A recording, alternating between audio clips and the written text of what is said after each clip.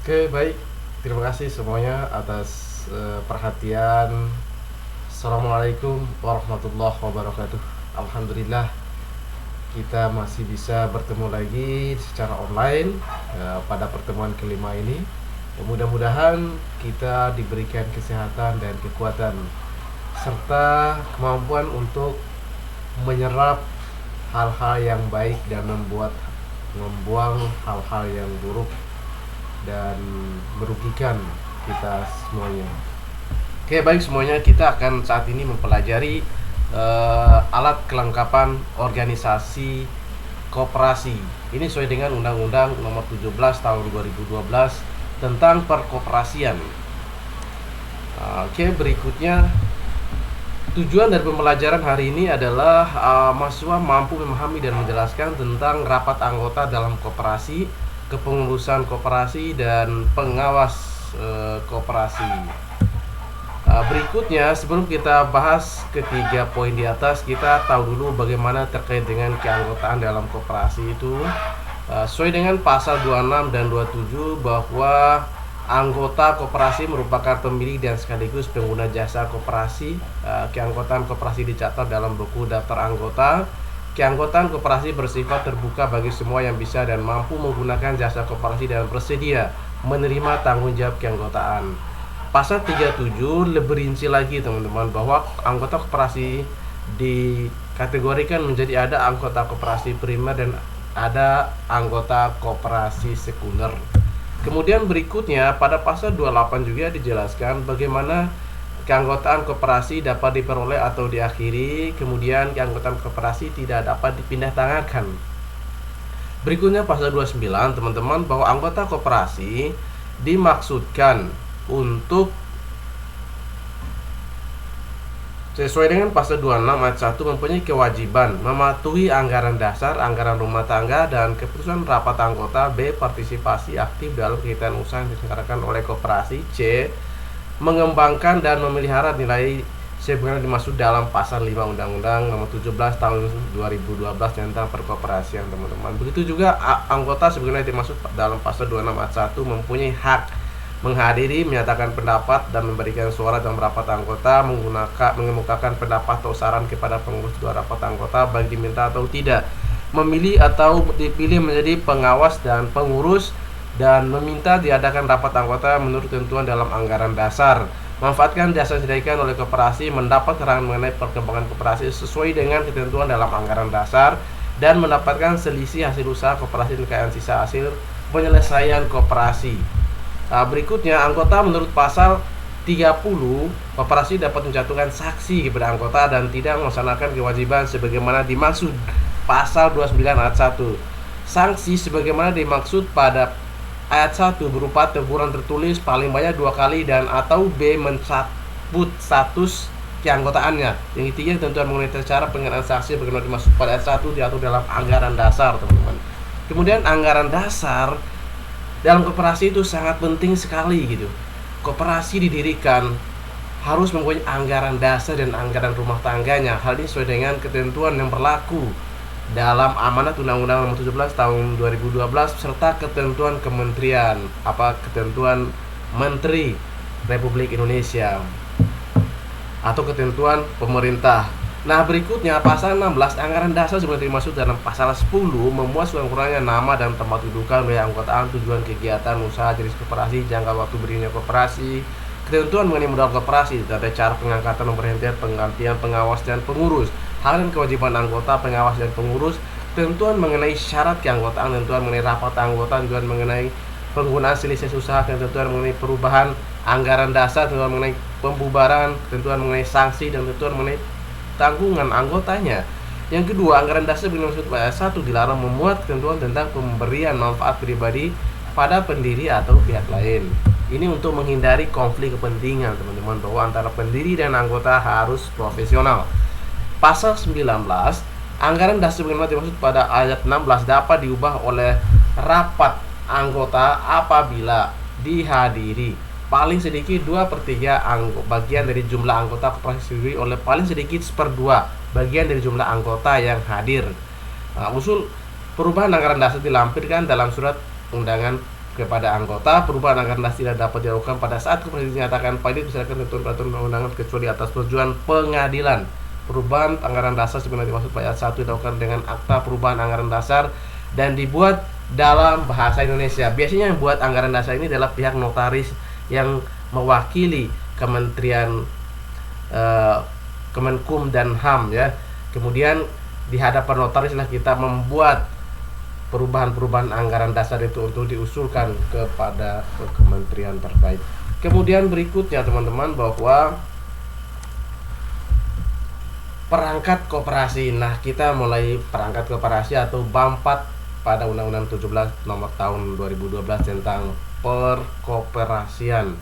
Nah, di sini rapat anggota ini bagian dari alat kelengkapan dalam koperasi.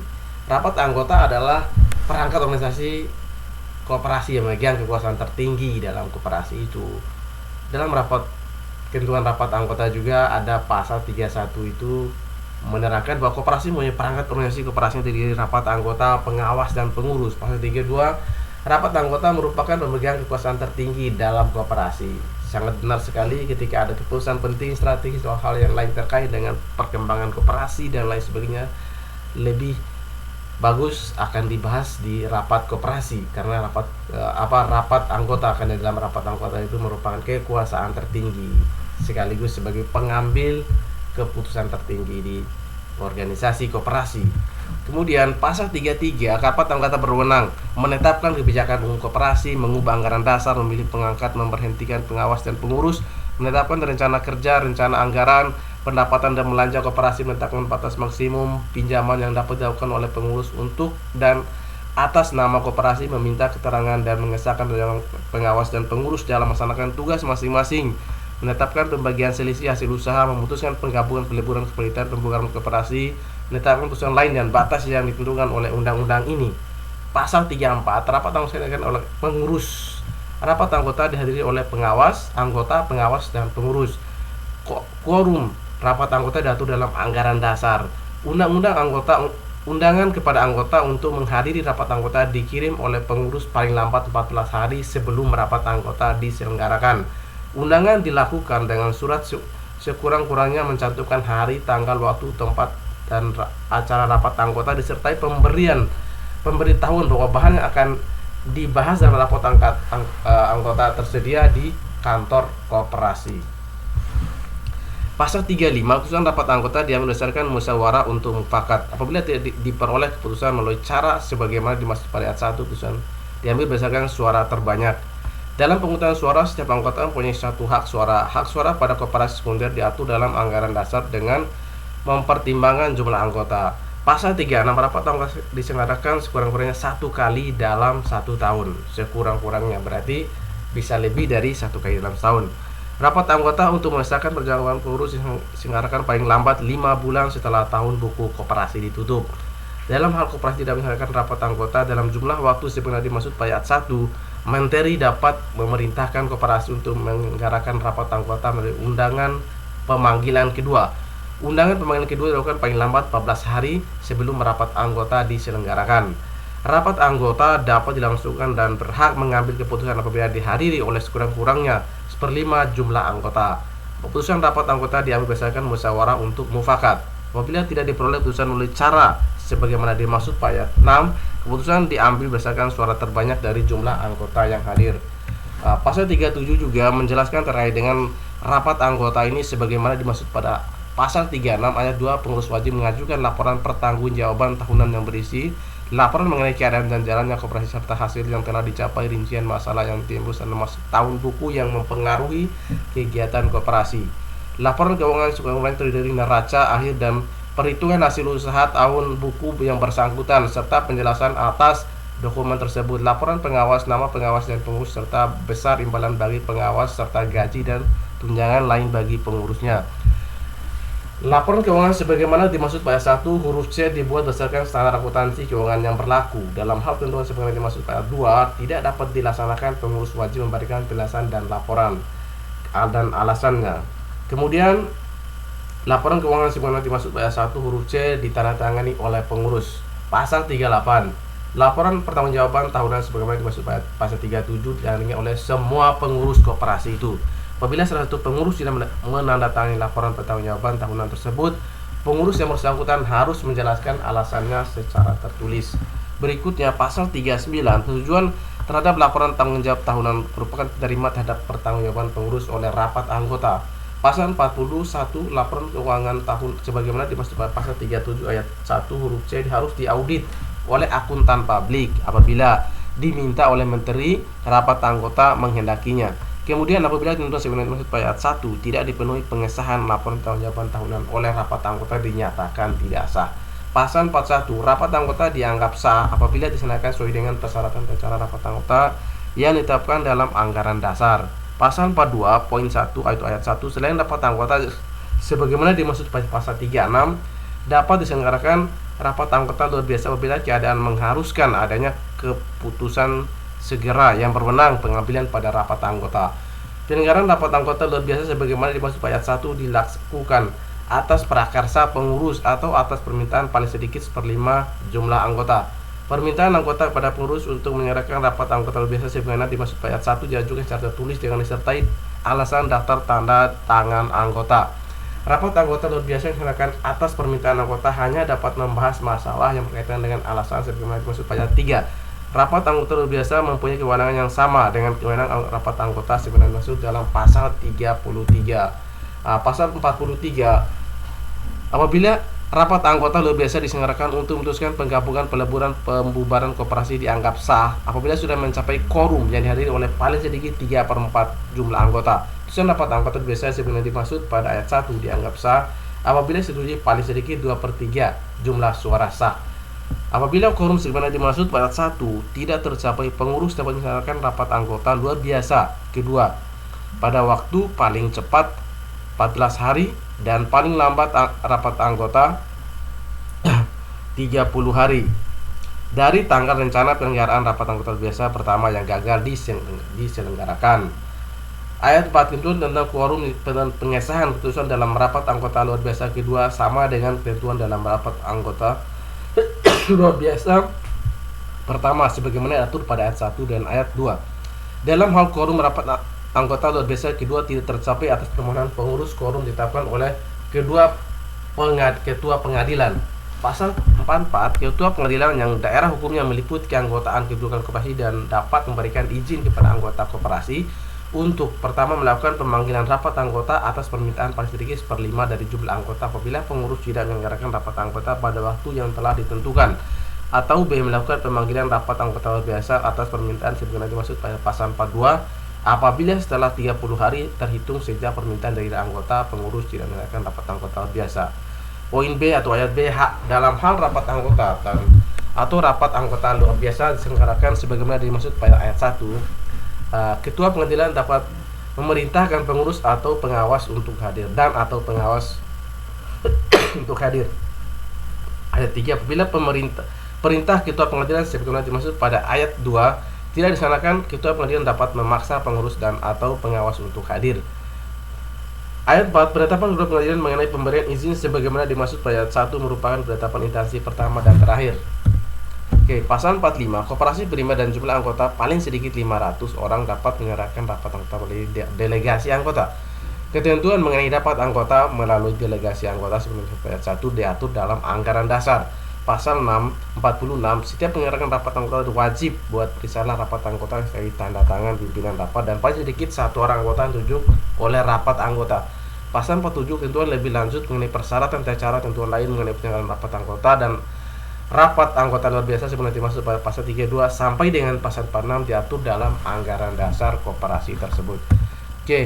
Berikutnya kita berbicara tentang pengawas koperasi. Pengawas koperasi adalah perangkat koperasi yang bertugas mengawasi dan memberikan nasihat kepada pengurus. Pentingnya pengawas koperasi ini untuk memanage dan memonitor sekaligus memantau bagaimana perjalanan koperasi selama tahun bukunya, sehingga koperasi diharapkan bisa memberikan kesejahteraan bagi para anggotanya. Berbicara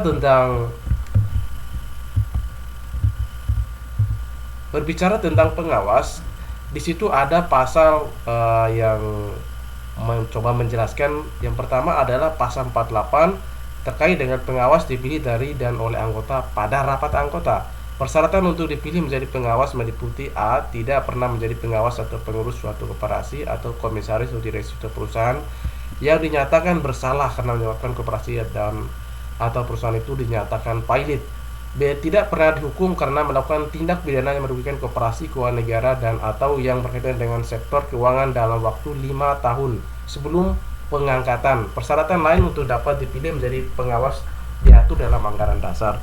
Pasal 49 untuk pertama kali susunan dan nama pengawas cantumkan dalam akta pendirian koperasi sebagaimana dimaksud dalam pasal 10 ayat 2 huruf B. Susunan pengawas cantumkan dalam rapat anggaran dasar. Dalam anggaran dasar, jumlah imbalan bagi pengawas ditetapkan dalam rapat anggota. Pengawas diangkat untuk jangka waktu tertentu dan dapat diangkat kembali. 5. Pengawas dilarang ayat 5, pengawas dilarang merangkap sebagai pengurus. Ini untuk menghindari konflik kepentingan antara pengurus dan pengawas.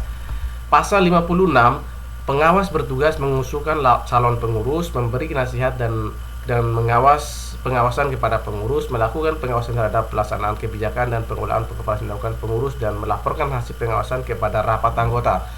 Pengawas berwenang menetapkan penerimaan dan penolakan anggota baru serta memperhatikan anggota sesuai dengan ketentuan dalam anggaran dasar, meminta dan mendapatkan segala keterangan yang dilakukan dari pengurus dan pihak lain yang terkait, mendapatkan laporan berkala tentang perkembangan usaha dan kinerja koperasi dari pengurus, memberikan tujuan dan bantuan kepada pengurus dalam melakukan perbuatan hukum tertentu yang ditetapkan dalam anggaran dasar, dapat memperhatikan pengurus untuk sementara waktu dengan menyebutkan alasannya. Pasal 51, pengawas wajib menjalankan tugas yang etikat baik dan bertanggung jawab untuk kepentingan koperasi. Pengawas bertanggung jawab dan atas pelaksanaan tugasnya kepada rapat anggota.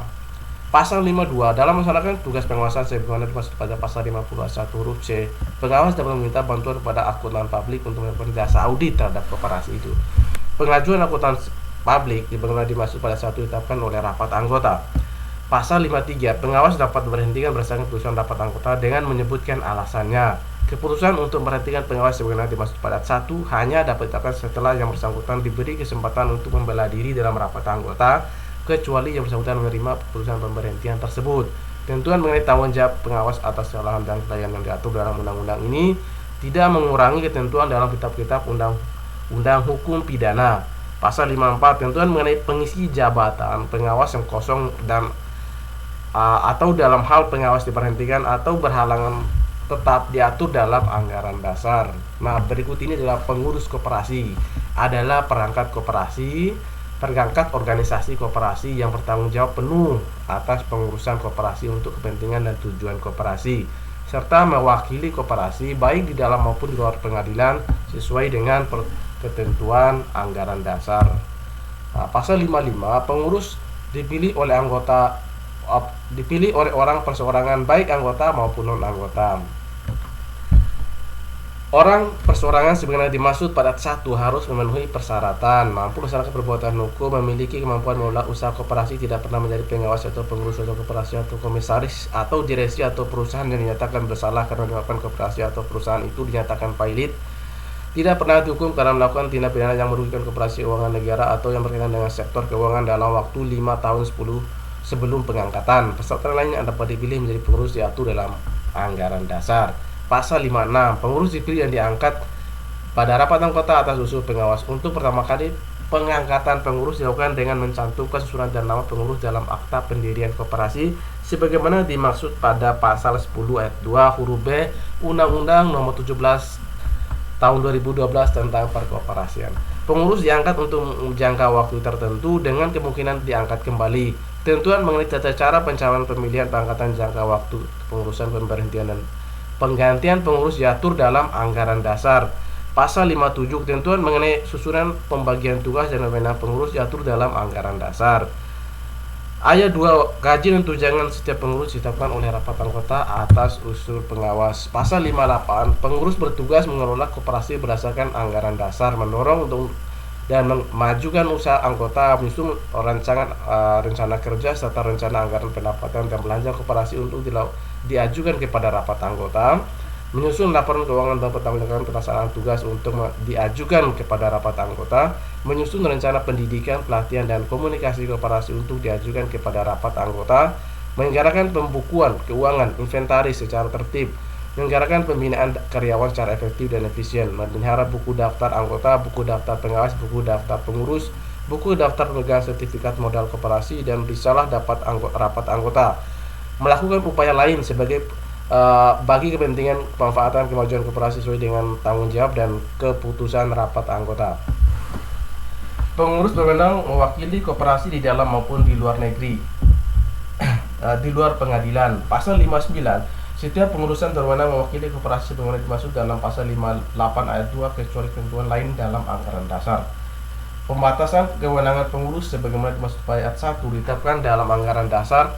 Pengurus tidak berwenang mewakili koperasi apabila terjadi perkara di depan pengadilan antara koperasi dan pengurus yang bersangkutan, atau pengurus yang bersangkutan mempunyai kepentingan yang bertentangan dengan kepentingan koperasi.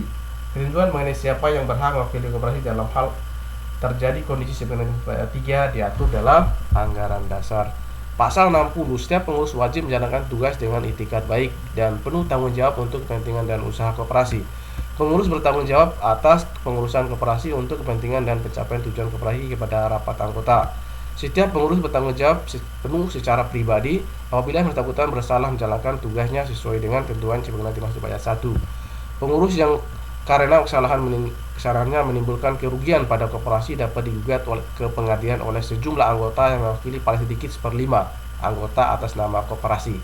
Ketentuan mengenai tanggung jawab pengurus atas kesalahan dan kelalaiannya diatur dalam undang-undang ini tidak mengurangi ketentuan dalam Kitab Undang-Undang Hukum Pidana. Pasal 61, pengurus wajib terlebih dahulu mendapatkan persetujuan rapat anggota dalam hal koperasi akan mengalihkan aset atau kekayaan koperasi, menjadikan jaminan utang atas aset atau kekayaan koperasi, menerbitkan obligasi atau surat utang lainnya, memberikan atau menjadi anggota koperasi sekunder, dan atau memiliki dan mengelola perusahaan bukan koperasi. Pasal 62, pengurus dapat mengajukan permohonan ke pengadilan niaga agar koperasi nyatakan pailit hanya apabila diputuskan dalam rapat anggota. Ayat 2, dalam hal kepalitan terjadi karena kesalahan atau kelalaian pengurus yang nyatakan berdasarkan putusan pengadilan yang mempunyai kekuatan hukum tetap, pengurus yang melakukan kesalahan dan kelalaian bertanggung jawab sesuai dengan ketentuan peraturan perundang-undangan. Pasal 63, pengurus dapat diberhentikan untuk sementara oleh pengawas dengan menyebutkan alasannya dalam jangka waktu paling lambat 30 hari setelah tanggal penghentian sementara untuk diadakan rapat anggota. Rapat anggota disebagaimana dimaksud ayat 2 dapat mencabut keputusan pemberhentian sementara tersebut atau memberhentikan pengurus yang bersangkutan apabila dalam jangka waktu paling lambat 30 hari tidak diadakan rapat anggota sebagaimana dimaksud ayat 2, pemberhentian sementara tersebut dinyatakan batal.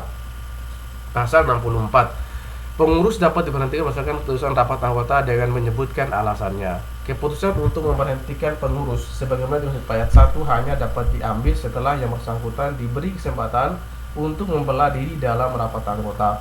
Keputusan pemberhentian sebagaimana dimaksud ayat 2 mengakibatkan kedudukan sebagai pengurus berakhir.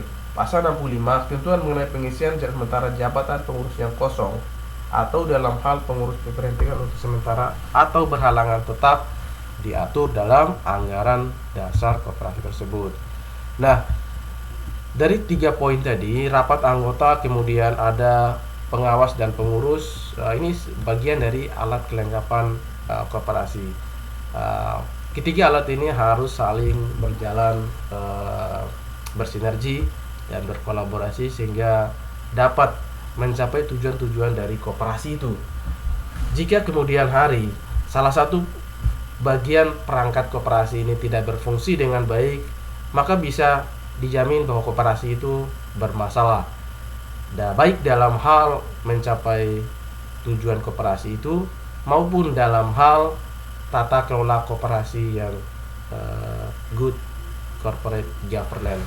Sehingga harapannya kemajuan koperasi itu akan sulit tercapai. Oleh karena itu, sinergisitas, kolaborasi, dan kerjasama dari unsur-unsur alat kelengkapan koperasi ini menjadi sangat strategis bagi dinamika-dinamika koperasi ke depan, Bahkan koperasi bisa bersaing secara lokal, nasional maupun internasional.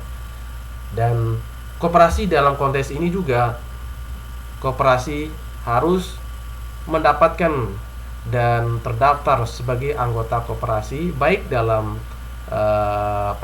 tata hukum Indonesia maupun keanggotaan koperasi secara internasional. Hal ini juga membuat koperasi itu bisa mendapatkan nilai lebih dan akan dengan sistematis mencapai tujuan-tujuan ditetapkan oleh koperasi terkait. Oke, mungkin demikian yang bisa disampaikan. Lebih dan kurang mohon maaf jika ada pertanyaan. Oke, silakan kita diskusikan di WA Group. Demikian yang bisa Bapak sampaikan. Jangan lupa ada komen atau subscribe. Mungkin demikian yang bisa dapat Bapak sampaikan. Lebih dan kurang mohon maaf. Billahi taufiq hidayah. Wassalamualaikum warahmatullahi wabarakatuh. Selamat belajar semuanya.